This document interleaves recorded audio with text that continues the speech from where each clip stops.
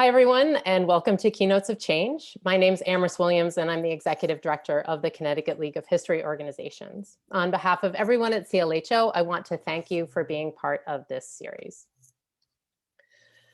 As many of you know, now is the time of year when we would normally be gathering for CLHO's annual conference at Central Connecticut State University, but as you also know, planning for large events in the past year or so has been a bit dicey.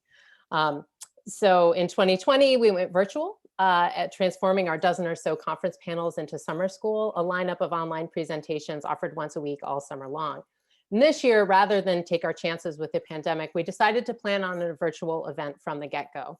And in line with our priorities for 2021, we wanted the program to support our aims around diversity, equity, access, and inclusion, both for CLHO as an organization and for Connecticut's history community. And this was the seed for Keynotes of Change, and I'm so pleased with what we have been able to pull together. For the next 4 weeks, we will be exploring several strands of underrepresented history: Indigenous, Latino, African American, and LGBTQ.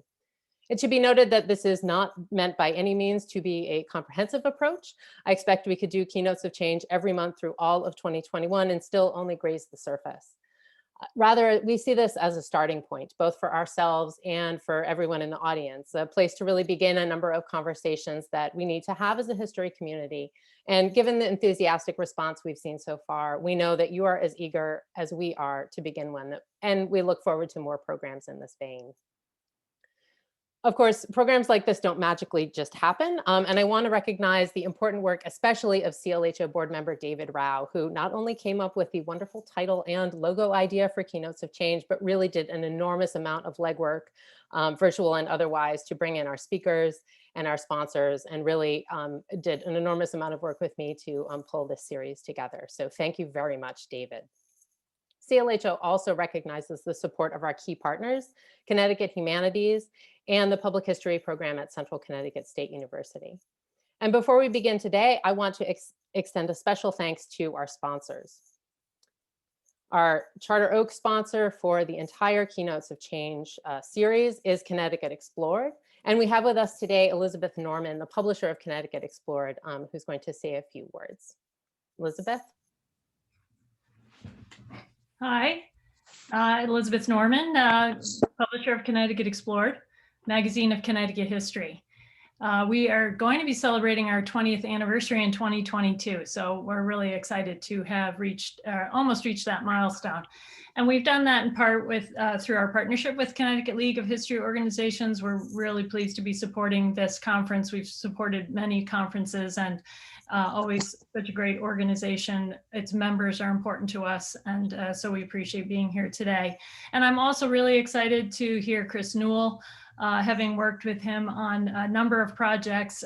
He's been a great friend to the magazine. I don't know if you can see this. I'm holding up my copy of last summer's issue, in which he wrote an important story, Return to Equal Suffrage in Connecticut. And I encourage you to take a look at that if you haven't seen it. He also worked with us on our 3rd and 4th grade book, which has been widely adopted across the state where I live, Connecticut. So we thank him for that. And also, I would invite you always to subscribe to the magazine. We've got a couple of options. We have, of course, our print magazine, which is just out. This is our summer issue. Celebrating cities and places that we live in and love. You can try it out, first one free, in our ctexplored.org/shop. And we've also just launched a bi-weekly newsletter, and I'll put the address for that in the chat. It's a Substack newsletter called CT Explored Inbox, and that's free. There's also a premium version for folks that our core audience really loves the magazine. That is going strong. We've feeling very much loved these days, even though lots of people like to say print is going out. We're not seeing it, but we're also looking for the audiences, looking for more of a virtual opportunity.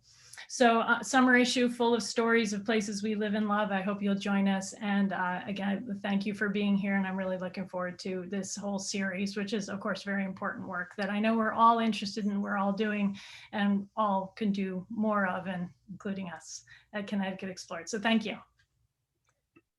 Thank you so much, Elizabeth. I also want to thank our Golden Key sponsor for this session, which is the History Press and Arcadia Publishing. And we have with us Danny McGrath, who's going to say a few words on behalf of the press. Danny? Hi, good afternoon. Yes, we're very pleased to be partnering with the League on this talk. We too are just about 20 years old, and we have, I think, something like 17,000 books now on local history, many of which are New England and Maine and Connecticut. But I met a cruise ship passenger from Iowa in a gift shop in Portland, Maine, and he said we even had a book about his town. And someone from Maine said very loudly, I think these people just make up those towns. So anyway, again, we're very pleased to be here. Thank you. And I look forward to the talk as well. Thank you, Danny. And thank you to the History Press and Arcadia Publishing and to Connecticut Explored for your support for Keynotes of Change and for this presentation. Without further ado, I want to introduce the reason that you are all here today, presumably, which is our speaker, Chris Newell. Chris Newell is Executive Director and Senior Partner to Wabanaki Nations for the Abbey Museum in Monoscotic, which many of you will probably know as Bar Harbor, Maine. And he was born and raised in, here, forgive me if I am not getting this correctly, but Medogmicook. How'd I do, Chris? Indian Township, Maine, and is a proud citizen of the Passamaquoddy tribe at Indian Township. Chris has had a varied educational career. He is, in addition to the work that he does at the Abbey Museum, he's also a founding person of the Agamout Educational Initiative, which many of you may be familiar with. And they do incredible work, especially with the public school system, around incorporating Native history into curricula, into storytelling, and they're available for consultation as well. So this isn't the only way that you can get to know Chris. Chris, in addition to being a public historian, is also, you may not know, a musician. He's a longtime member of the Mystic River Singers, an internationally acclaimed and award-winning intertribal powwow drum group based out of Connecticut. But Chris really has his roots here in Connecticut and has spent time traveling all over the US and Canada as a part of Mystic River Singers. In 2019 and 2020, Chris was honored by a New England Museum Association with Excellence Awards. He's done some incredible work around, there's a digital project on sort of Native perspectives on westward expansion that I think you can find online. And he has done incredible work and is the first Native director of the Abbey Museum itself. Chris, we're delighted to have Chris with us here today and to be able to bring him here. So even though he is in Maine, to have him back to Connecticut speaking to this group. So without further ado, I want to introduce Chris Newell, who will be speaking on indigenizing historical narratives. Chris, thank you so much for being here. All right, thank you so much for that awesome introduction. You know, it makes it seems like I do so much, you know, but I'm really just a normal person who, you know, a lot of what I do is really just based on my heart. I always tell people that when it comes to the education work I do currently these days, I would do it for no money. And I am currently in a position where I'm able to make a living wage at it. So I'm truly fortunate. I don't consider what I do necessarily a job. You know, it's just how I live my life. And it's part of my life story. Growing up in Medogmicook, which is a small isolated community in the state of Maine, a Passamaquoddy community, where Passamaquoddy was spoken in our household. My father, my grandmother, fluent speakers, everybody that came to the house, especially from their generation, are all fluent speakers. And, you know, I got a history and education about Passamaquoddy people and Wabanaki people in general and our cultures right at the kitchen table in my house. You know, and this is something that, you know, it's the type of education that you can't find on a college campus. You know, and I'll be getting into this a little bit when we talk about engaging with Native communities and engaging with Native knowledge keepers and how to incorporate, you know, indigenizing the historical narratives that we often teach. I currently serve as the executive director and senior partner to Wabanaki Nations for the Abbey Museum. We are a colonial museum. We're not a tribal museum, but the museum's content focuses on Wabanaki cultures, arts, and histories. And the museum, under my predecessor, the previous president CEO, Cinnamon Catlin Legutko, went through and has been going through and will continue to go through a decolonization initiative. It began with the content. It has now gone to the governance structure, and then eventually, when Cinnamon moved on to the Illinois State Museum, the job changed and was redefined as not a president CEO of the museum, but an executive director and senior partner to Wabanaki Nations. And so that opened up a door for me. My history of education, I always tell people, goes back to my childhood. I was kind of a smart kid. I was always helping out others. But even when I got to college, my first attempt at a bachelor's degree was at Dartmouth College. And I had a bit of a culture shock going to a colonial institution like Dartmouth, the Ivy Leagues, where there was formerly a Dartmouth Indian mascot, and I'd never really experienced what, sports mascot culture with the presence of a sports mascot. And a lot of those moments that I had there really kind of defined the mission I kind of saw myself in life. I initially entered Dartmouth as an engineering major. Math and science was my kitchen.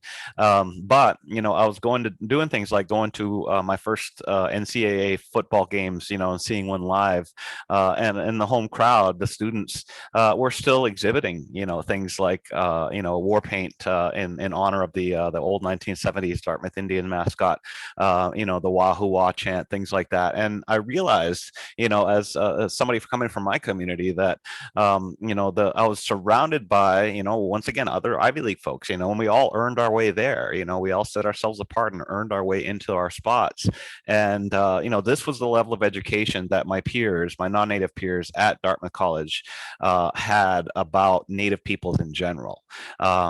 And this was my first realization of basically the ignorance that kind of persists in America and is often fed by educational institutions, especially museums and pop culture media. So going back to even before the westerns began as a movie genre, the popular live action shows involved a lot of stereotyping and romanticization and things like that. And there's really a lot of non-native interpretation of what Indian culture or American Indian culture, which is totally the wrong terminology, and we'll get into that in a little bit here. Was being defined by non-native folks, which was just it sold tickets. It was being commercialized, and just like everything, when the creation of this country, the reason for colonization was commodification of the natural resources, that exist here on what in my community we would refer to as Turtle Island, which we now refer to as the continent of North America. So when it comes to the way history is taught, though, I started to notice, of course, a lot of trends, and things would happen. In my time at the Pequot Museum, if you don't know, for those that are out of state, the Pequot Museum is located in Southeast Connecticut. It is the tribal museum of the Mashantucket Pequot tribe, and it is the world's largest tribally owned and operated museum in the world. It is 305,000 square feet as a building itself, 85,000 square feet of exhibit space, and 20,000 years of history, and all of it is unapologetically Pequot in its presentation of what is now the state of Connecticut and how we got here, which is such an important thing, for those perspectives to be added into the way our histories are taught, because with colonization and with the creation of the American public school system and things like the American conservation movement, elements like the Civil War that happened in the 19th century, the way education has been shaped in America and is still practiced today is to start the historical timeline with European exploration, and jump over the 12,000 plus years of indigenous occupation of the Northeast here, what is now Connecticut, and of course my homelands, Wabanaki, the land of the dawn, what we now call the state of Maine. And that's personally, from my perspective, that's a mistake. There's a lot that gets missed in that, number one. And also the cultural change and the disruption of colonization doesn't first fully get explained. And instead, it's been replaced with some narratives that we still teach in the public education school system that are partially based on truth, but also largely mythologized, that make colonization palpable. If you only add that perspective and only teach it from that perspective, the problem with that is that there are elements of colonization that were mistakes. Genocide is part of the story of how Connecticut became colonized. And if we do not tell that story as human beings in this day, here and now, where we all exist in this space together, whether it's in Jacquabanakieg or whether it's down in Connecticut, we all exist in this space together. And it's about how do we as human beings go forward together without repeating the same mistakes we as human beings did in the past. And so this is a collective responsibility. We all have to learn from where things went wrong, and not to gloss over the very dark moments, as painful as they can be for some people, to admit or to have to relive. It's important for us to teach them as part of the story of how Connecticut came to be Connecticut. So that because, Connecticut's been around for, in the hundreds of years, a state anyway, the way it currently exists is not sustainable. So the couple of hundred years of its existence, if we want to see a state of Connecticut a couple of hundred years from now, is something that we leave for our future generations. We really need to reincorporate the indigenous knowledge of sustainable lifeways that existed here for 12,000 years, and start to reincorporate that knowledge. Because what I always tell people is that, number one of the failures that we're going to have in this presentation here is that we're doing it all in the English language. The English language is a foreign language and has a completely different worldview than the way Algonquin dialects express, their view of the world. And so there's always going to be shortcomings by using the English language. And so there's going to be pieces that get missed, but there's still elements that we can incorporate with English, and also our understanding that, just kind of basing the idea that English is not the way that was, or not the language that was always spoken here. And there's some things that happened when English became the predominant language. I'll be touching, I can't touch on everything. Like, I could speak to you guys for 4 or 5 hours on this topic, trust me. So in this presentation, of course, I cannot go through everything. And what I'll be trying to do is kind of highlight some of the entry points, English language terminology and how you speak about Native peoples, and especially how you speak about the Native peoples in the state of Connecticut.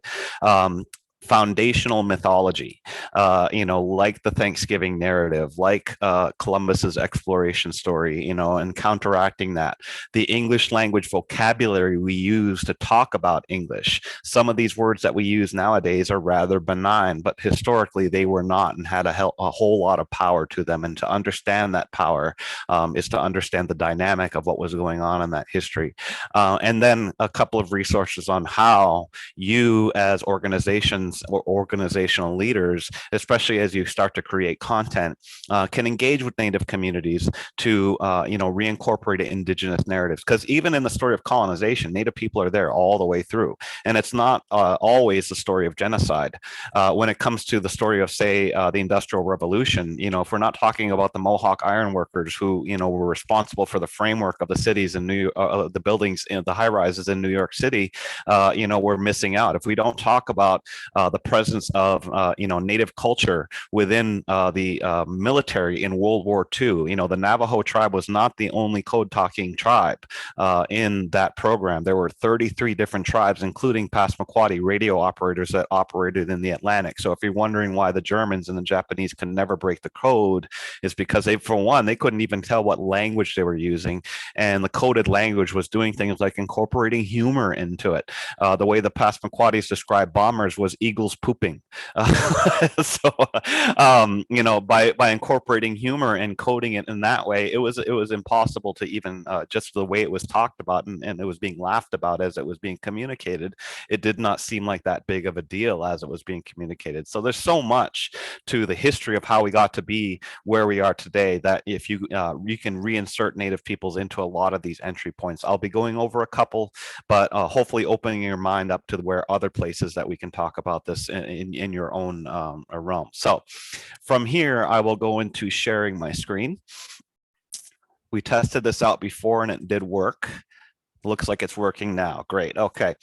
For those of you that have questions, feel free to enter them in the chat as we go along so you don't forget them. That's totally fine. And we can queue them up at the end and bring them back into the discussion. Or if you want to ask your questions in person, I'm sure we can use the raised hand function and we can moderate some discussion here. So this, what I've titled this is Re-Indigenizing Historical Narratives. And when I say re-indigenize, I actually titled it first Indigenizing, but it's historical narratives, like I said, even when it comes to colonization, have always involved Native peoples. So but the way it's been taught has been to favor the colonial narrative or colonial perspective. Oops, what happened there? I lost my screen share. Let me get back to that.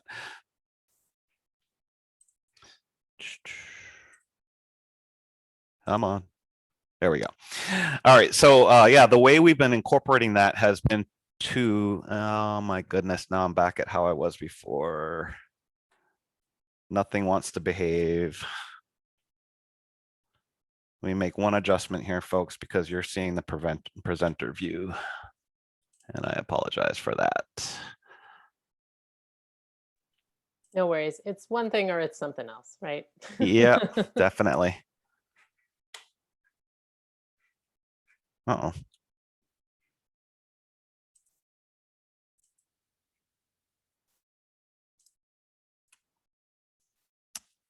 Okay, let's do this again. Click from beginning. Okay, we are going. Yes, we're good to go. Okay. So yeah, when it comes to the idea of historical narratives, when it comes to colonial narratives, you can re-indigenize them. You can add people back, Native people back into the story. And these are some of the touch points that I'll be talking about. And they're really generalized. You're going to be able, hopefully, with your own particular historical organizations, especially if you're in a town, really start to explore, especially with some of the tools I'm going to give you on how to use the English language, to talk about Native peoples. And so the first thing I'll talk about here is terminology. And that because the reason I start here, ever since my colleagues and I started Agamaw Educational Initiative, which works, primarily in the state of Connecticut as well as Massachusetts, with incorporating Native perspectives in all areas of education, K through 12 schools, colleges, universities, as well as museums. The most common question I get, whether it's teachers, whether it's PhDs, you name it, is American Indian, Native American, which one's the right one, right? And that's one of the first questions that comes out because there's not a lot of clear guidance, right? Because these terms seem to float around and they seem to be, interchangeable. In a lot of ways they are. And there's a reason why. Number one, all of these that you see on this first slide here are generalized terms. And you'll notice my asterisk at the bottom that these are all generalized terms. Whenever possible, you want to identify tribes by their own names. Now, the idea of generalizing the 1,000+ cultures being encountered by Europeans was invented in Europe.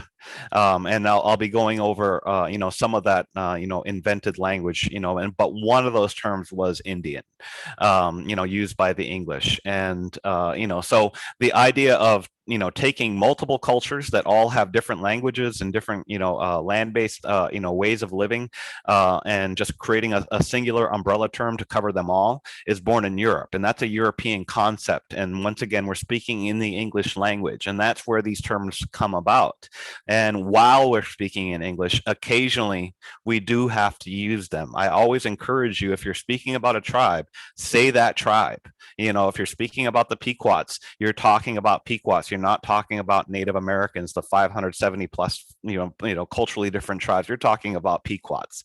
So some just understanding of how this umbrella terminology works. So they all describe the 570 plus federally recognized tribes that are just in the United States. That doesn't count Canada, right? They're Native American, they're Native. Some people might use First Nations, which is what the English language terminology they prefer these days. These terms change over time because they're in English. They're not really our language, and so they have changed over time. But the most popular ones, I will say, are Native American, American Indian. Those are the ones you're going to hear the most. And once again, umbrella terms for the 570 plus federally recognized tribes most commonly used. What is happening is that Native peoples, as we get more mastery of the English language, because my dad's generation didn't grow up speaking English. He didn't start learning English till he was 10 years old. So as we take ownership of this generalized terminology, what has happened is that there's been a shift amongst, especially the younger demographic, to divorce the term American out of that generalized terminology, because America's only been here in the couple of hundred years, and our cultures predate the idea of even America, which was born in the 1500s. So now Native with a capital N, Indigenous with a capital I, when using generalized terminology, is something that we as Native people are constantly doing more. But I'll go back and forth. I'll say Native American, I'll say Native. To me, these terms are fairly interchangeable because they're all doing the exact same thing. They are generalizing us, and so they're just terms in English that are not tied to the concept of the United States. And as the arc went, the earliest terms were Indians and savages. Later on, it became Native American, became American Indian, then Native American, and then it went on to Native people, Indigenous people. Now, the term Indian is one I would coach you not to use. However, you're going to have to in some respects. And there's a reason why. It is actually legal terminology. And it goes back to the writing of the US Constitution. So it's the term for inhabitants of a turtle island, early on adopted by colonists, early Americans, also the terminology used in the writing of the Constitution. So federal laws about for Native peoples in America is known as federal Indian law. And any of those laws that get made that apply to all tribes across the United States, like the Indian Gaming Regulatory Act, like the Indian Child Welfare Act, the American Indian Religious Freedom Act, they are all going to use that word Indian because that is the legal term under U.S. law for the one for generalizing all the tribes, the tribes that predated the existence of the United States. So it will not go away. I would simply coach you to not use it if possible, because for a lot of us it's very outdated, but sometimes when you're referring to laws, when you're referring to policies, Indian becomes, especially Connecticut Indian Advisory Council, which is actually the body for the tribes in the state of Connecticut to operate with the state government, that has that word in it. So you will have to use it from time to time. And you will also find that the older generation, my dad's generation, once again, he didn't grow up speaking English, and in the 50s and 60s, as he was being taught English, the common English language terminology back at that time was Indian, and they still continue to use that in emic situations, in other words, amongst ourselves. And so that's hopefully a little, general, guide to where these generalized terms come from. Which one is the right one? I already answered this for you. None of them. They are all equally wrong. Okay, so don't get too caught up, in trying to decide which one is the right one. But when discussing the issues of policy, law, social governance, they are necessary.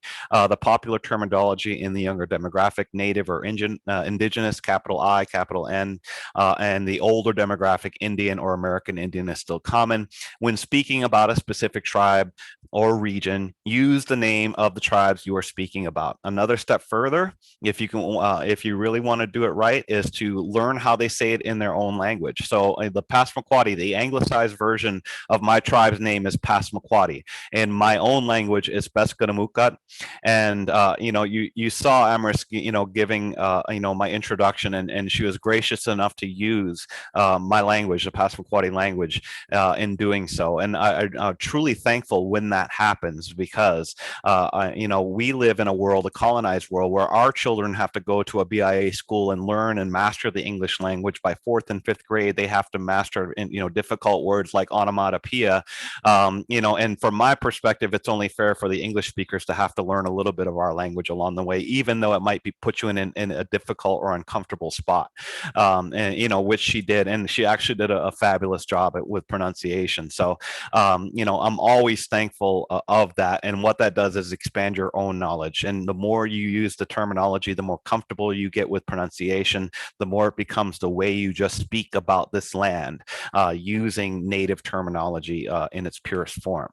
Other common terminology you will run across, and these are things, once again, these are English language terms, so they're used in different contexts. Tribe is an anthropological term for a culturally distinct society. Some tribes identify legally as a tribe.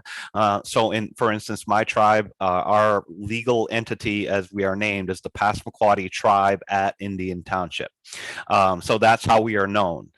Nation, from the 1934 Indian Reorganization Act, what that act did is it took away the rights of tribes to, as sovereign entities, to treaty with the United States government. And what it did is forced tribes to operate under the game of nationhood. And I say the game of nationhood because the way it is structured is around the European nation state, which is totally different from the way, nations would have been constructed here prior to colonization. But we're playing the game of nationhood under the European Reorganization Act, and some tribes have changed their legal name or their legal, structure to include nation. And so in my own home state here, the Penobscots don't call themselves the Penobscot tribe. They call themselves the Penobscot Nation. So that is their legal name for their sovereign entity. Tribal nation is kind of a mixture of the two. So in the state of Connecticut, Mashantucket Pequot Tribal Nation. So this is just kind of using, and tribes will continue to use these English language terms. They will never fully be right, and so they are going to bounce around a little bit. But just an understanding of how all three of them works. A community. This is something for people to understand, is that people that live within the community, like my mother, who is non-native, has lived in Madocmigook for over 40 years and has been the school secretary, knows every family, knows everybody's phone numbers by heart because of her job. And because of that, she's considered a member of the community. She actually has been there long enough and heard enough Passamaquoddy that she understands Passamaquoddy.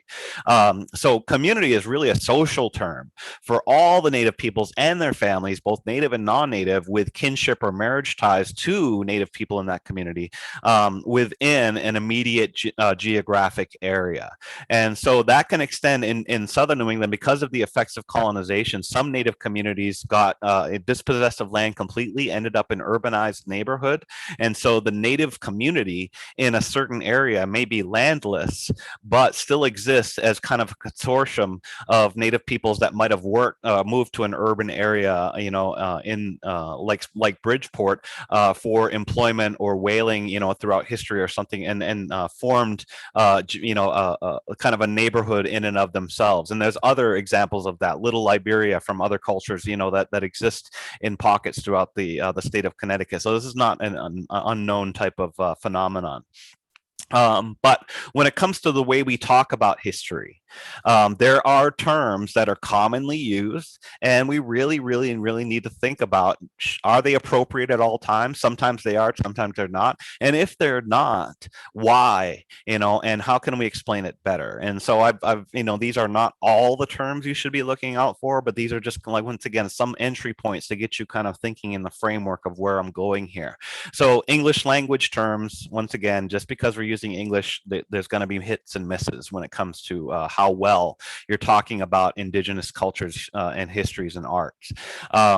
So in history, exploration. Now, when it comes to land exploration, now sea exploration, Europeans getting on ships and, navigating through, storms and everything else to find land here, that was truly exploration, from their perspective, because nobody was showing them how to get anywhere.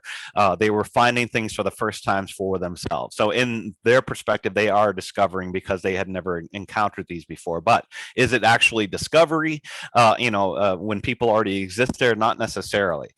And this is where, when it comes to land exploration, what we talk about Lewis and Clark, and all of these other folks doing, exploration, Europeans and later Euro-Americans did not venture the land alone. They entered native homelands, they encountered native peoples, and they asked directions, and they were led by the hand through well-known passages and trails.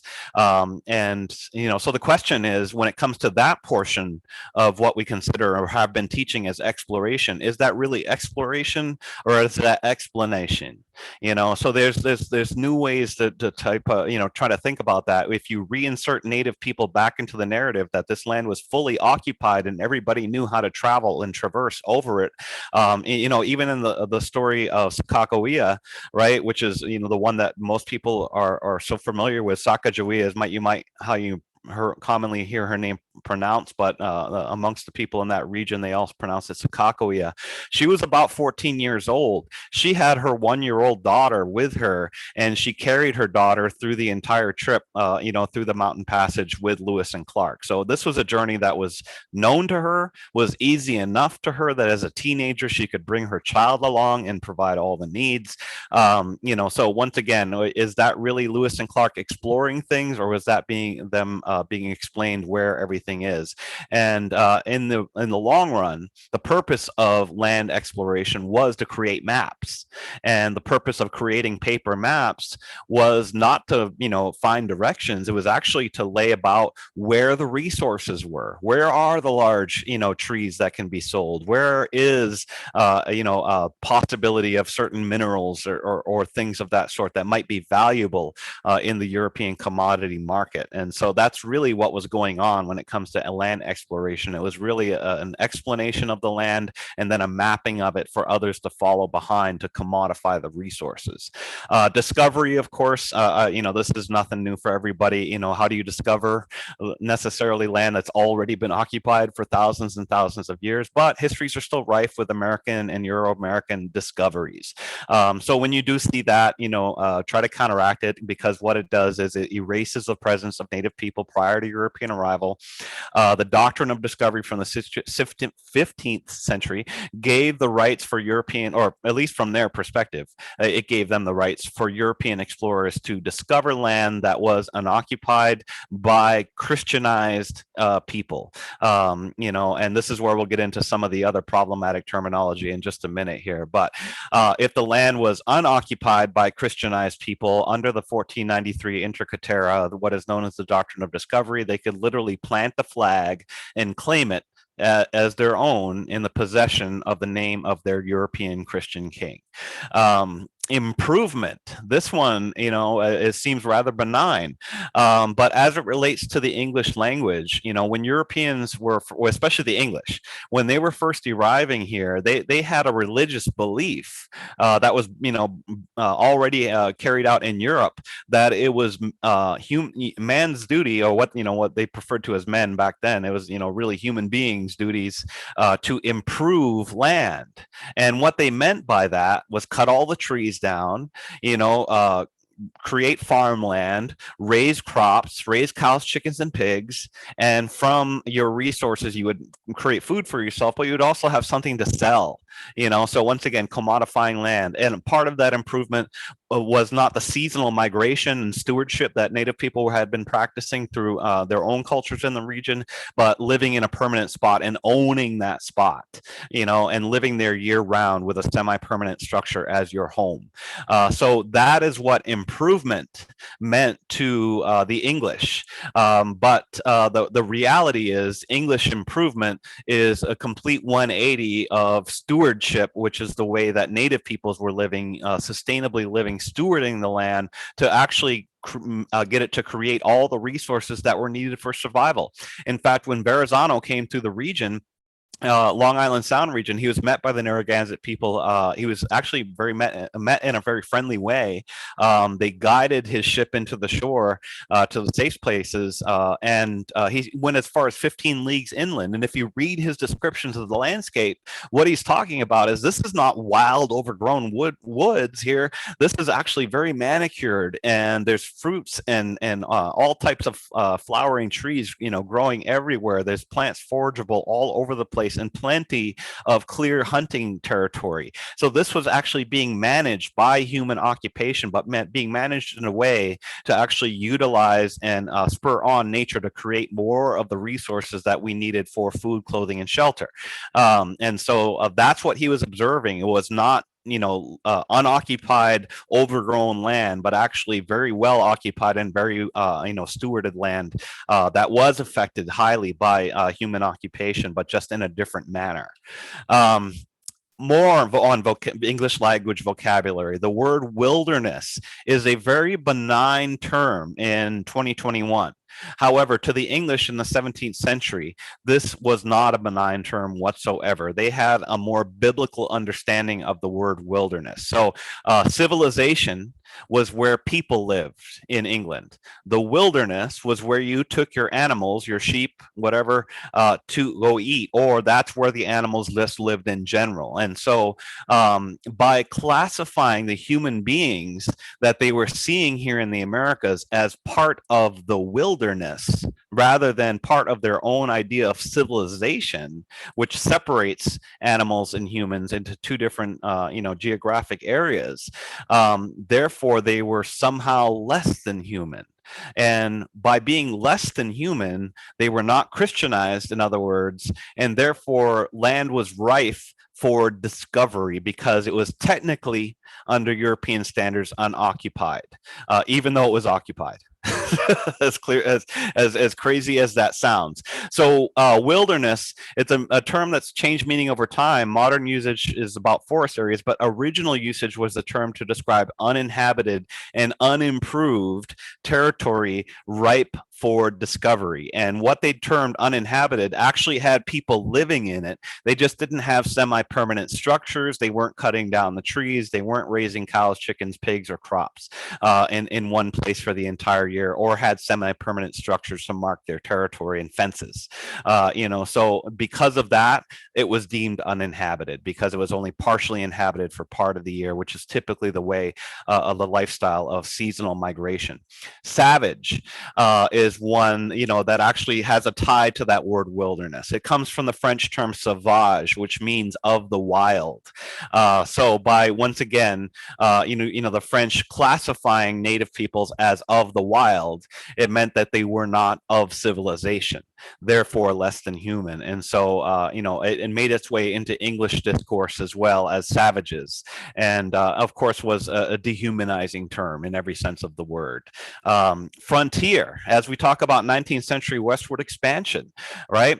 Frontier, when we think about that, is a word that kind of has a lot of loaded baggage with it. It kind of imagines this line, right? And as we've typically taught it, civilization, as we now know it today, is behind it, and on the front of it is wilderness, and we almost imagine it unoccupied. So it's like this line of improvement that's just kind of sweeping over the country, and it's the best thing ever. But native peoples were occupying the opposite side of that, and as that line would approach them, they became very, very aware, as they saw what was happening to peoples, in the way of it, that this was a line of genocide that was coming, that was going to change and upheave their lives forever, and was also going to result in a whole lot of death along the way. So is it a positive thing completely? Maybe not. And maybe frontier is not, because it's the front of something. It's not. It's the middle of something. So maybe we need to find better terminology to describe, the encounters and the disruption that was occurring on that line, rather than it being a front of something. It is actually a line of demarcation or change. And in some perspectives, a line of genocide. The term New England, oftentimes when we describe the history of New England, especially when we talk about tribes, we talk the tribes that lived here in southern New England prior to European colonization. Well, prior to European colonization, the area was not known as New England. So if we're using, and this is just common in our discourse, but let's think about that a little bit. If we're using a colonial descriptor of a land areas that was not known as such until the 16th century, century, or the 17th century, I should say, then that's an improper way of retelling the history. And so we should use non-colonial descriptors. If we're talking about the northeastern region of the continent here, talk about the Northeast. It is not New England, it is the Northeast. In my homeland, we're Wabanaki peoples, the people of the dawn. We describe it as Wabanaki, the land of the dawn. So that's a pre-colonial descriptor of our homelands. And the state of Maine is a colonial descriptor, which is a part of New England, also a colonial descriptor. So if we're going to talk about the 1500s, 1400s, and prior to that, using New England to describe the territory is actually a mistake, and it leads to an implicit bias that New England has always been something that is here forever, when it's actually something that was brought here and was adopted by the 17th century by map making. Once again, John Smith coming through the territory, the same John Smith from the Pocahontas story, mapping the territory by calling it New England on the map, this firsting and renaming, was one of the ways for the English to say that this is our territory, other Europeans, you can't come in here because we've already kind of made claim to this. Here's our map that says so. Rethinking, colonial descriptors, especially when thinking about pre-colonial history. Oops, I went backwards. So ways to counter problematic vocabulary, discuss the terms, question them. Whose words are they? What perspective do they convey? Little inquiries that you can do amongst yourselves. And even in the classroom sometimes, it's great for students to kind of go through this exercise, and even for the people that attend your events. Update your own terminology. Once again, land exploration, native guided mapping of the land, explanation might be the proper term. You can find other ones that would be more appropriate depending on your context. Deconstruct the terminology of primary sources. For example, a 17th century English document using the word wilderness has a different meaning than we use it now. And so what is the purpose at that time of that language? What were they using it actually for? Discovery often included meeting indigenous people rather than discovering anything. So rather than use the term discovery, I often use the term encounter when it's applicable, and continually look at and critically think about old outdated terms. They are everywhere. So I'm not covering them all here. You're going to keep running into them as you continue to expand your knowledge. And then 3 inquiries that I constantly put into the shaping of how you build historical narratives in your institutions. What are the stories that shape the way you view history, which, if you think about it, largely came from textbooks, which are largely the colonial Euro-American point in perspective, and are missing out on some other parts. So who are the storytellers? Let's interrogate that for a second as well, and from that start to determine what are the stories that we still need to hear to find the more objective narrative that gets us to where history actually happened. And so another entry point I'll talk about really quickly here is oftentimes in American history we do teach founding myths, and one of them being the Columbus exploration, Columbus discovery. We're a lot of us are well past that language these days, but that has been taught as part of the American public school system for a long time. But also the first Thanksgiving narrative, which is something we're starting to do better with nowadays. But a lot of people are wondering, how do we work with that? Why were they formed? Why did these founding myths of America get created? Well, America needed to have a story of how it became itself, and this was largely being created by Americans and largely serving, as you can see, much like a creation myth. They describe how a new reality, America, came into existence, and it justifies the established order and the current state of affairs. And what I will say is a lot of the popularity of foundational mythology came about in the 19th century during the westward expansion, Indian removal, the lack of native people to even be involved because they were being subjected to genocidal policy during the time. So the creation of these narratives did not involve native peoples, and they were only involved primarily the U.S. government, creating narratives about itself to make it more palpable. And no internet back then, so you got to remember that putting something in a published piece of media had a whole lot of weight of trust to the American popular, to the Americans popularly. So when they create these myths, they can include the ethnogenesis of a group presented as a genealogy with a founding father. That's something that's, we are all used to in American discourse. America founded by founding fathers. That's, a kind of a carryover from England, which is a very patriarchal society, whereas the cultures of native cultures are actually matrilineal and trace lineage through the mother's line, which is actually an opposite cultural flip over from the way native peoples viewed the landscape and passing on history. And it also can include spiritual origins of a belief, philosophy, or idea presented as a narrative. So even the idea of pilgrims, that everybody on the Mayflower was coming here as part of a religious voyage to come here for religious freedom is just partially the truth. There was less than 40 of them that were actually what they considered the saints, who had a religious want to practice their faith as they saw fit.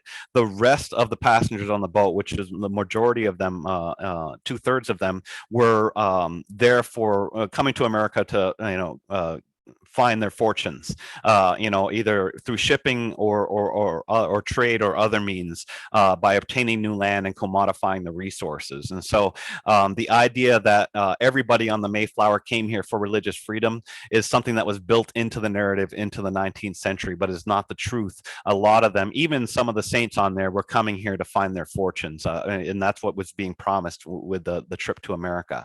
Thanksgiving, the story that's often told, is a very pleasant story about natives and pilgrims getting along, but it glosses over the great dying that happened just prior to the 1620 landing of the Mayflower, that wiped out the Wampanoag people on the coastal region. 80 to 90% of them in some places. The Patuxet village, which became Plymouth, was a Wampanoag village that had been nearly completely wiped out by a disease, that arrived from European arrival that was constantly, happening in the region prior to the 1620 landing. So the Mayflower landing is not the first time Europeans arrived, and also it's not the first time a colony was being established, because of the Virginia colony, and there's a reason why that was written out of the foundational myth. And I'll go into the timeline here for how the Thanksgiving holiday got created. So there were days of Thanksgiving, which were kind of, a remnants of English days of Thanksgiving, which were days of prayer, not feast, solemn prayer, and they usually declare them after like the victory in a war. So after the Pequot massacre, the governor of the colony of Connecticut would actually declare a day of Thanksgiving on the anniversary of the massacre of the Pequots in celebration of the English victory.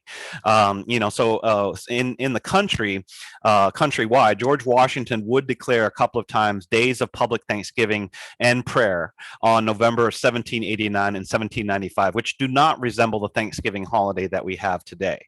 In 1863, President Lincoln makes the first proclamation declaring the last Thursday of November as a day of Thanksgiving. This is more remnant of the Thanksgiving holiday, and this is where the telling of the Pilgrim story and the meeting between the Pilgrims and Osamoquin starts to become this foundational myth. But what happens is when that date, 1863, is during the Civil War, and the tide of the war had turned. The Emancipation Proclamation had been declared. The tide of the Civil War turned to favor the North, the Union in the same year. And Abraham Lincoln was very much desperately trying to find a way to bring the country together during this time of war, right? And he saw the war ending, but what do we do in the post-war period? We need something to bring everybody together. So this is where this foundational myth really gains currency, is because of what was happening here. And so it got associated with the Thanksgiving Day Proclamation as the story that goes along with it. Now, there were English days of Thanksgiving that were celebrated in the Virginia colony from 1612 onward, prior to 1620. But because of the Civil War and because the North was winning, the foundational myth could not happen in the Virginia colony, which was part of the South. And so politically, it was decided to put it into the Massachusetts Bay colony, the Plymouth colony, because it would be more palpable to the eventual reconstruction of the United States. States. And that's where it really gained currency as a foundational myth of the country. And so when we hear these stories, colonization was not a pleasant thing for Native people at all. There was a moment of peace between Osamoquin and the people at Plymouth, but that's a very, very small story. It was so unremarkable to the English that they only wrote one paragraph with about 3 sentences historically about that feast itself. So they didn't even, none of that narrative was found until the 19th century. So it was lost for 200 years, and then it was exotified to create this foundational myth. So more in the timeline, it was declared by proclamation for the last Thursday from all the way up to 1938, and all but 2 years. In 1939, President Roosevelt, also during the Great Depression, proclaimed the third Thursday in November as Thanksgiving Day. Roosevelt had hoped to aid retail businesses by producing a longer Christmas shopping season. So that's, part of our American culture today, right? Black Friday happens after the Thanksgiving holiday, and it's built into the way the government created the Thanksgiving holiday. And then finally, 1941 and beyond, Roosevelt signs into federal law, making Thanksgiving Day a national holiday.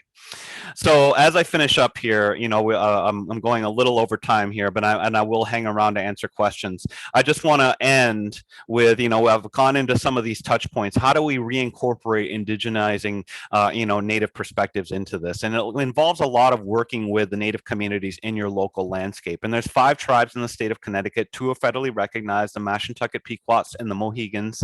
And then the Eastern Pequot, the Schaghticoke, and the Golden Hill Pogesa are all state recognized tribes. And all of them have a history within what is now the state of Connecticut, going way back, prior to the history of colonization. But to engage with them, you've got to build meaningful relationships. And that requires sometimes the giving up of some power on the hand of your institution. When you create a project, that you're bringing in Native consultation at the inception of the project as you build the framework. Don't create the project and then at the end say, look over our material and make sure it's right. Too many times that is the way Native people are engaged, and that is not the way to build a meaningful relationship. You didn't journey with them along the way in the creation of the material, and therefore you're asking them to redefine your interpretation, which is always a difficult thing to do. So understand appropriate cultural authorities within communities is something to be clear about. I'll give you a couple guiding principles for that. Be modified and flexible with your timelines. Native peoples, especially knowledge keepers, have families. They have community responsibilities they have to take care of. And so what that means is that, putting things on a certain timeline and saying that has to be done by this deadline does not always work in the construction and the framework of creating content for your institutions.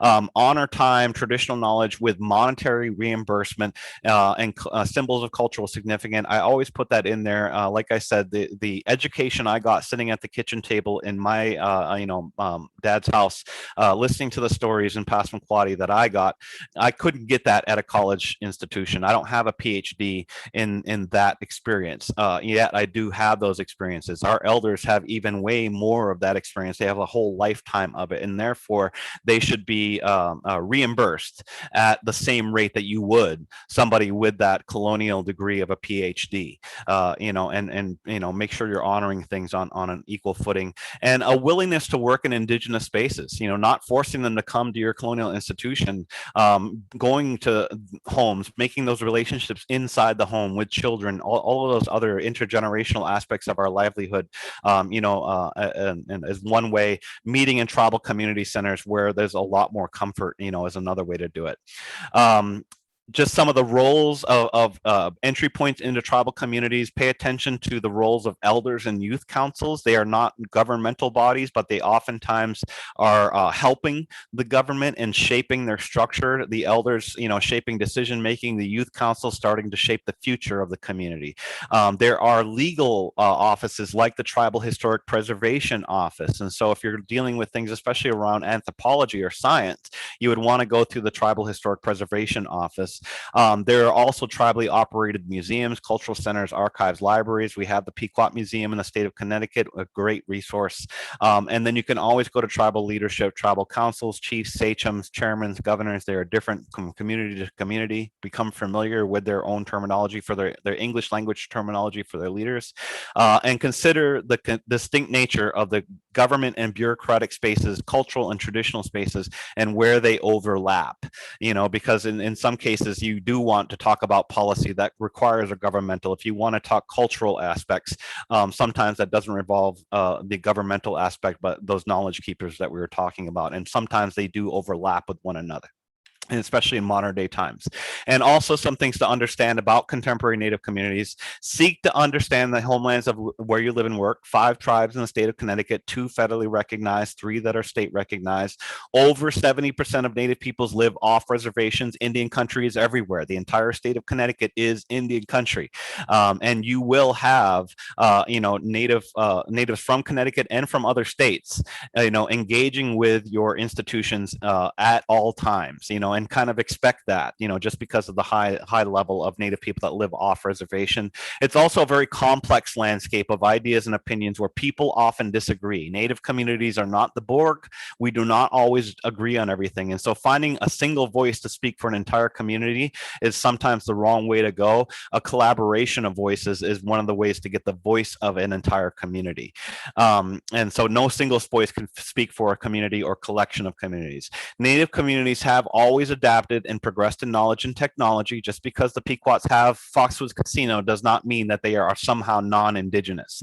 We have always adapted to the economies and the ways of life, throughout our histories, pre-colonization, new and technologies being adapted through trade, long trade networks that existed all over the region. And as colonization approached, new technologies were adopted. That did not diminish the authenticity or the indigeneity of the peoples that have survived through the levels of colonization all the way to this point. And so just, important things for you to note as you do engage.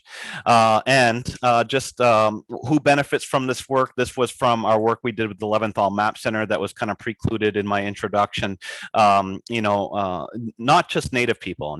It's not just Native people that are hungry for this knowledge when it comes to, the knowledge of genocides, of how this country became, how it became, and so when we incorporated Native perspectives into the story of 19th century westward expansion, not all of them were complementary to the ideas of transcontinental railroad and technology and cities being founded and all of that, which is typically taught. It was telling the stories of genocides that happened to people and the way people are being categorized, how land was being dispossessed at very violent and rapid rates. And the reaction to the incorporation of that knowledge was not, because it definitely doesn't come off as a weapon of guilt. What it does is it enlightens us all to where things went wrong. And the overwhelming reaction in the entire guest book to that exhibit and that approach, as you can see here, excellent, awesome exhibition, brutally honest. Thank you for the friends at Agamemnon Educational Initiative and their scholars for making this exhibit real and pertinent. And so the benefit does not just benefit Native peoples by reinserting us into the narratives of history, but it benefits your institution and also every non-Native that would come about and engage with your content as well. And that's where I will stop. All right. A lot of questions loaded up here. Thank you so much, Chris. And thank you to everyone for being a part of this. We had a few questions that came through in the chat that I thought we could get through first. And if anybody has any additional ones, you can raise your hand or pop it in the chat. Lee had a question about the term Turtle Island and sort of whose term was that and whether that was a term that was in use sort of throughout North America or only among certain tribes. Yep, great question, because you'll hear a lot of natives in the Northeast use the term Turtle Island, but it is not a universal term. It really involves around a creation story of the world that is centered around somebody that the different tribes have different versions of the story, but she's called Sky Woman, and she fell through the sky, and we did not have land at the time. Everything was entirely ocean, but the ocean was full of animals. And to help Sky Woman, the animals, one of the turtles picked her up on its back and came up to the surface.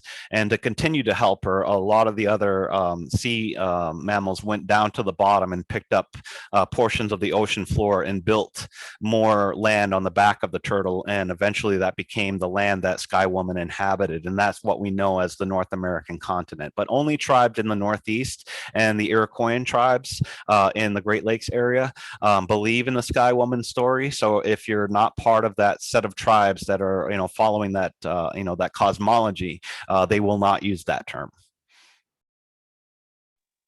Great, thank you.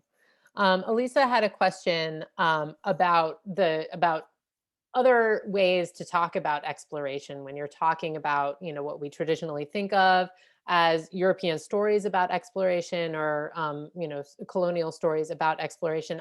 Is there, I know you offered explanation as one other term. Are there others that you might think of? She was looking for kind of like a better term when you're generally talking about that process.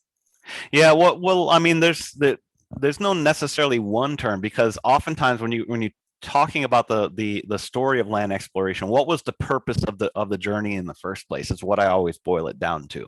And if their purpose was to find where the gold is and where the silver is and where the big trees are, so that they, people that that followed behind would be able to find them for themselves, claim and own land, and then commodify those resources and make money, that, is typically what is going on. So every time they're creating maps, that's what's happening. So they're exploring, I guess you could say, but they're really being led, and they're asking, okay, where I see this metal amongst you people, where do you find it? It's over here. They draw it on a map, right? And the whole purpose of mapping, creating these paper documents was so it would be easy to find these resources later on, because that's what was happening with the English language. The idea of land usage is to improve or develop it. And that comes from a religious understanding that this is what man's, human beings, responsibility to the earth is, that we were given it in a certain state, and we are as human beings supposed to improve it to our own needs. Whereas native peoples lived under, their own cultures, and many of them involve stewardship of the natural resources to provide all that you needed, rather than to commodify and sell it to make a profit.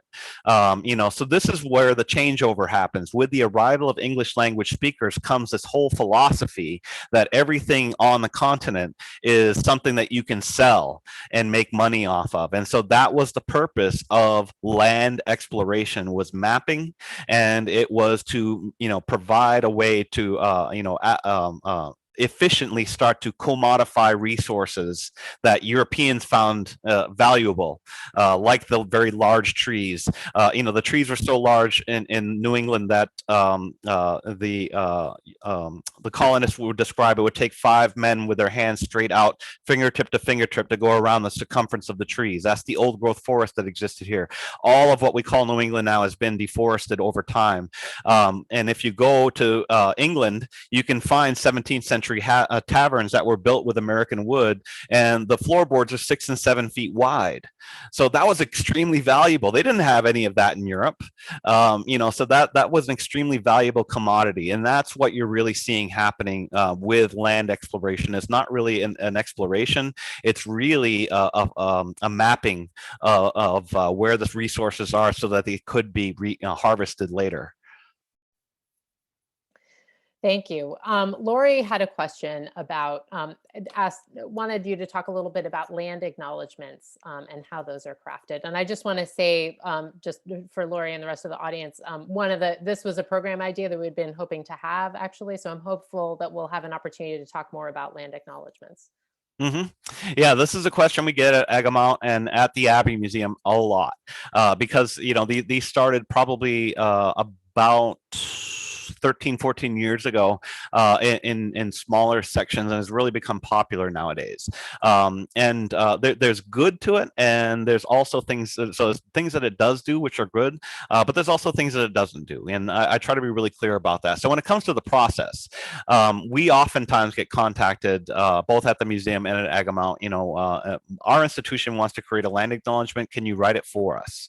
And that's not the process that you should go through. And we never volunteer volunteer ourselves to do that, because if you are going to write a land acknowledgement for your institution, there's something that happens when you do the history work yourself, and you start to adopt the language, and challenge the historical language in the way we've been talking about it, and you put those words down on paper yourself. Your institution goes through a learning process by doing that yourself. Now at Agamemnon and at the Abbey, we will help at the end, make sure that the shaping of the language is just, using correct terminology.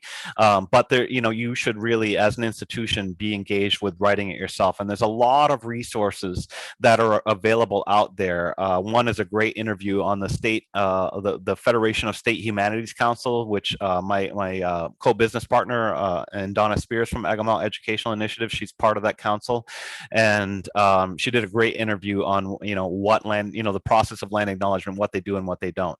I mean, so the good of it is, Native peoples have been erased from the historical timeline for so long, especially in Connecticut. I'm from the state of Maine, and one of the things that shocked me when I got to Connecticut is how much Connecticut loves its colonial history and does not talk about natives in any aspect. And what ends up happening is Connecticut residents walk into the Pequot Museum and will ask if the Pequots are still alive. Living in the state with Foxwoods Casino in their tribal museum with a Pequot educator leading their tour, that will be the question that will come out, because they have been erased from the historical record so well by the way museums perpetuate Native history as well as pop culture. And there's we got to make some change there. That's where our institutions can really start to update our language and talk about the living communities that exist and how they can speak for themselves, and center those voices when you create them. So in a land acknowledgement, that's what you want to do, is be able to center that knowledge, that history, also acknowledge sometimes the hard history that happened as a result of how your institution benefits from that history. The good of that is, for us as Native people, to have that acknowledged is the first step to getting to a better, more well-informed world. John Mason, who led the Pequot massacre, his statue is still over the entrance to the Connecticut State Building. So imagine a Pequot tribal government official having to go in to do work with the governor of the state of Connecticut and having to walk under the image, the statue image of a genocide era of their people, to go do regular government business. And those are things that still exist within the state of Connecticut. So acknowledging will start to open those conversations up. But what they don't do is, by using words alone, you did not check a box and diversify your institution. It did not do that for you in and of itself. The downfall of what land acknowledgements can become is they can become performative. And if that happens, it's because you did not line up what are the steps that follow. And so whenever we're approached with the question of land acknowledgement, we will help in the final construction of the language, but we also ask, before we agree to that, what are your steps beyond the words? What are you going to do?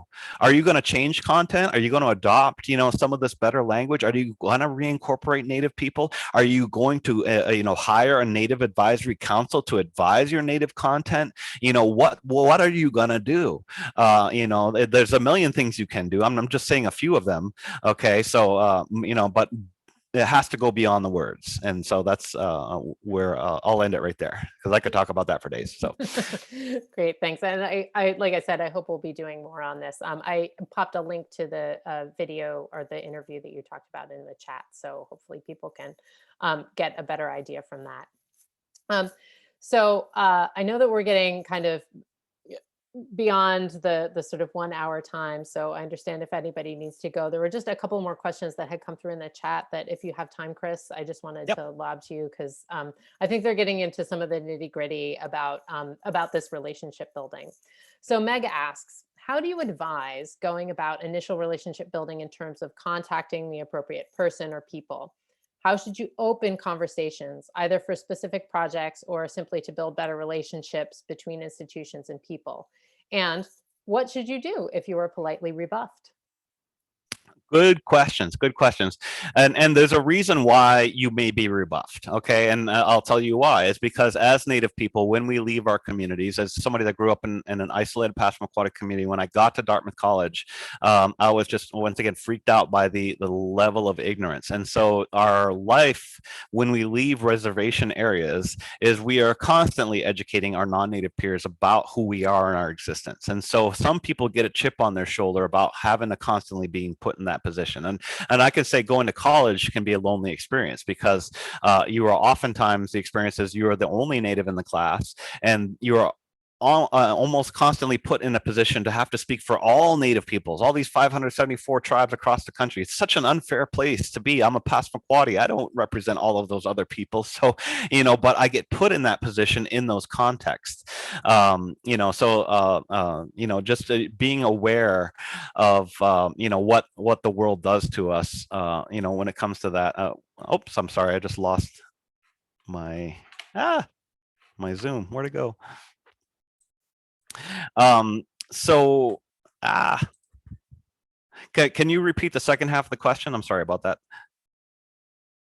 It was No Meg, problem. right? Yeah. It's hard to find all of these in the chat. I had a technical glitch there. The full question, how do you initial relationship building, starting those conversations, specific projects or building better relationships between institutions and peoples? Yes. So when it comes to the building of these relationships, it has to start with people that actually have put themselves in the place of being forward facing. So museums, I mean, you do have the Pequot Museum. If you're looking for information about the Pequots, that is a great entry point because the museum is meant for public education. And you have Pequot educators there that, Nakai Northup is, one that I always point people to bring in as a guest speaker for the Pequots. He's a terrific educator. He's a member of the Tribal Youth Council, so one of those bodies that oftentimes is outward facing, representing the community as well. That's one of the reasons you might get rebuffed is that if you just ask somebody randomly because they come from a tribe, can you please come out and educate? Well, they've been doing that in their entire life and they've been doing it for free, and maybe they're just tired and sick of it, and that might not be for them. And so what I would ask is there somebody I could go to that would be willing or does this for a living? And I'm a good case of that. As the executive director of the Abbey Museum, I have a career. This is to do this. It's part of my job description. So therefore, I don't have the chip on my shoulder. I'm more than willing to extend myself, to do that. So tribal museums, a colonial museum like the Abbey that has a power structure where we have Wabanaki governance, we're the only one that does those. So you're not going to find a whole lot. But also looking, through tribal government, tribal historic preservation offices, tribal youth councils, elders councils, and when you do invite, offer food. That's like the one thing that if you want to get in good with Native peoples, if you have an event around food, that has traditionally always been the way we paid one another is with food, and it's just respectful. So if you can include that in your meetings, that always helps. Great, thank you. Bruno has a question about names, especially here in Connecticut. How do you see the use of tribal or tribal-derived names for streets, cities, states? This is pervasive throughout the United States, but thinking about Connecticut in particular, is the word Connecticut from a tribal language? If so, what does it mean? And to which tribal language does the word Connecticut actually belong? Are there other examples or things that you would suggest as alternatives? I think is the question around is this cultural appropriation or, is there something else going on here? Riff on that. So what I say to that, I'm definitely of a liberal mindset when it comes to use of our language. What I always tell people is if we want English speakers to truly understand who we are, as a Passamaquoddy, then everybody should learn to speak Passamaquoddy. That's because the failures of English are still going to cause failures in the understanding. And if you were to learn our worldview through our own language, that's how you get the true understanding of what we are. But when it comes to the modern day place names names that exist in, throughout the region we call New England now, and especially in Connecticut, those are oftentimes anglicized versions, because they came from early English writers who were doing their best to interpret the Southern Algonquin dialects that existed there, and they wrote things phonetically a lot of times. But there are things that emerge, like Pequot is a word that we sometimes see. That means in the Southern Algonquin dialects, land cleared for farming. And so when you hear a reference to Pequot Indians, that is an English reference to tribes that have adopted agricultural ways of life, which could be more than one tribe. It might not be just a specific tribe. And so that can apply to a specific region where there is a specific region that were historically called Pequot Indians, but it can also refer to agricultural tribes just in general. And in the Anglicization, words do change, but amongst Algonquin dialects, there's often a lot of relation. So Connecticut is derived from Algonquin dialects, and it has different pronunciation and different meanings depending on the tribes. So as Passamaquoddy people, as Wabanaki peoples, we're from the northern end. Connecticut, by the way, is not the state, the colony, and then the state that we marked out with lines these days. It's the river. In Indigenous understanding, it is the river itself. So in my language, it's Connecticut, which starts with a Q, and that refers to something long and straight, or something long and string-like. And if you look at a map of the Connecticut River all the way down, it's a pretty straight north-south flow, the entire flow of that river. And in the southern dialects, the tribes at the mouth of it, they would say Quinatucket, which means the long tidal river. So the idea of long, right, it still exists in there, in that Q beginning. But as describing it as a long tidal river is a better description for their general location, because the Connecticut River is a tidal river where the tides affect all the way up to the city of Hartford. I mean, when there was a hurricane in 1932, the storm surge flooded the city of Hartford, because of the tides.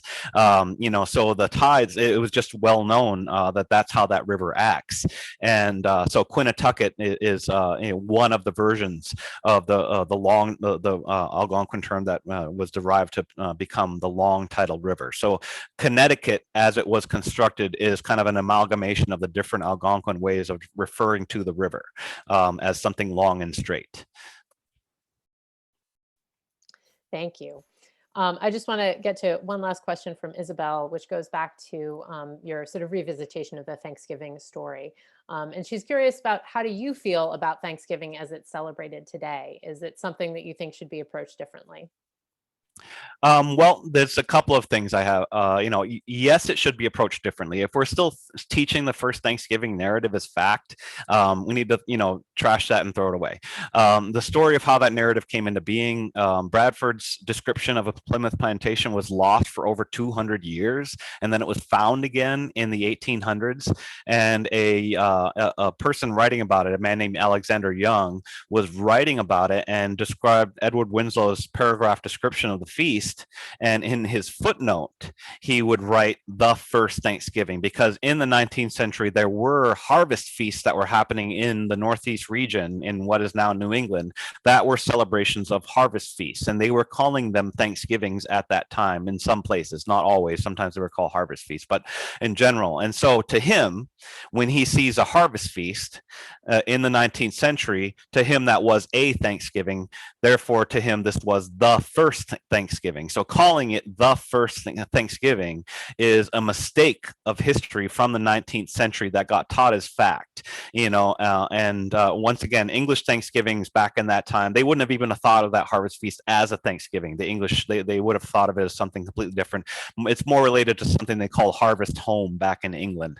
To the English, a day of Thanksgiving was a day of prayer and fasting. They don't eat, so the idea of feasting and frivolity, and all getting together and having a good time, that wouldn't have been a day of Thanksgiving to the English in the 17th century. So yes, we need to teach the reality of that. We need to teach the reality of colonization. There is a moment of peace between Osamoquin and between Bradford's people at Plymouth Colony. There's a reason why that happened. There was an epidemic that wiped out the Wampanoag people that did not wipe out the Narragansett Narragansett people the year prior, and the Narragansett people were starting to encroach upon the unoccupied land of the Wampanoags, and therefore the Wampanoags needed something to protect their land, and so therefore needed the guns that the English had. And that is the reason for that peace. However, it was destroyed as soon as Osamoquin died by Miles Standish, who was on the Mayflower, and that's what led to King Philip's War, which led to the last, killing of the indigenous uprising against what the English were doing to the region, and effectively turned over the region into the hands of English control and made, natives either into slaves or members of, kind of slave informed environments such as praying towns and things of that sort. So by telling the narrative the way we do, it makes it sound like everything was hunky-dory, when in fact that feast, the way it was encountered, Osamoquin came in because they were firing their guns and cannons, and he approached with 90 men. That's a fighting force. They didn't bring their families and women and children. They brought a bunch of men, 90 of them, into the encampment because they were wondering what the heck the English were doing and thought a fight might break out. And then it just turned out that it wasn't what they were doing. They were celebrating. And so to join the celebration, Osamoquin's men found 5 deer. And so even the meal that we eat with turkey and all of that it was a different menu at that feast. So let's teach about that history correctly, but teach about how the Thanksgiving holiday was actually created by pop culture media and by the Civil War and the need to create a foundational myth to bring the country together in the 19th century.